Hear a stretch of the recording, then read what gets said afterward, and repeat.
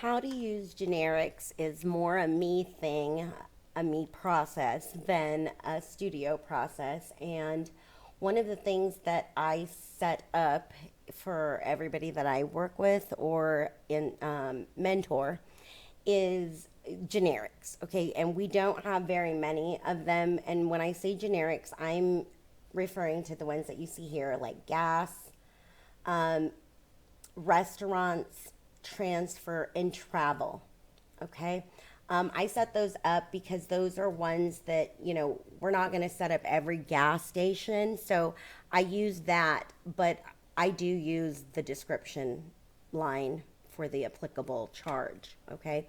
And you'll see that I do that even for various charges. Okay.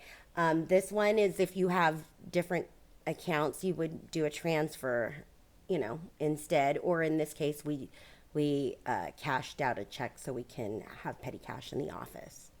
Okay, and in travel, that would be airfare, hotel, things like that.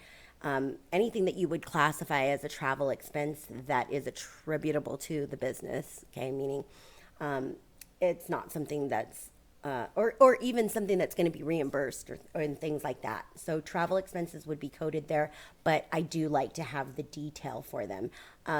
I will go over how to post the job costing and things like that and reimbursables in another video. But this was how to use the generics. Okay, so if you have any questions about what I've just said, leave them in the comments. And if you have any questions that you'd like to email, you can do so at info@mareevuitton.com. If you found this video useful, please hit the thumbs up button and subscribe to stay updated. Thank you.